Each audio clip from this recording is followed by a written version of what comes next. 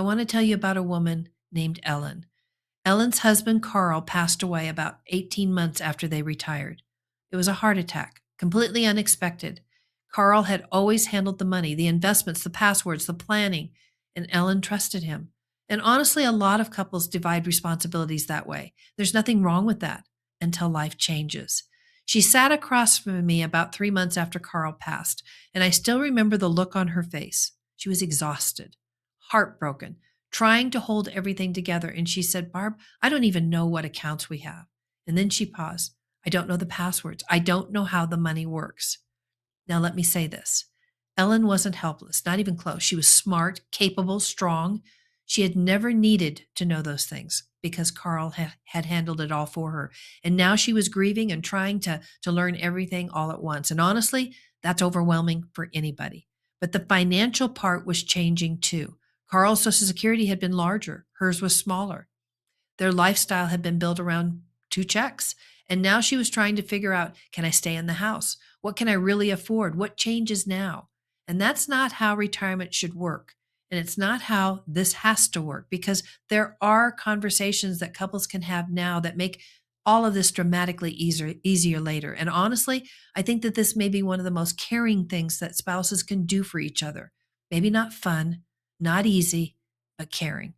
So when I sit down with couples, one of the first things I want to know is, do both spouses actually understand their financial picture? Not one person, but both.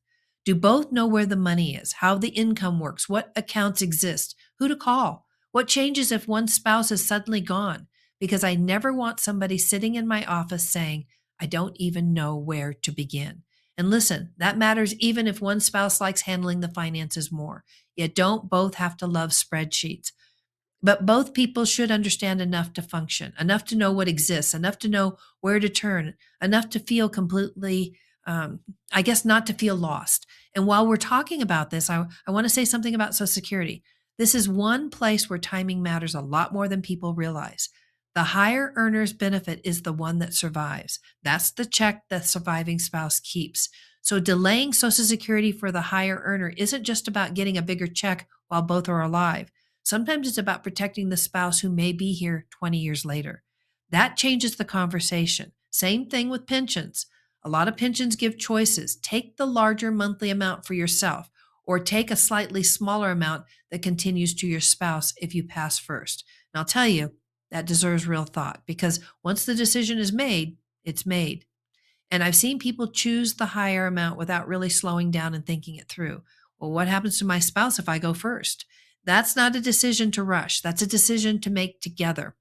So if today's conversation is making you realize we haven't really talked through this, I want you to go to retirefinanciallyfit.com and request your complimentary copy of Retire Financially Fit. There's also some other additional resources that I put there for you because these conversations, they matter. And these are resources that will help you. And if you'd like to talk through your own retirement picture, call 800-883-1518 and ask about a complimentary discovery call. There's no pressure, there's no obligation.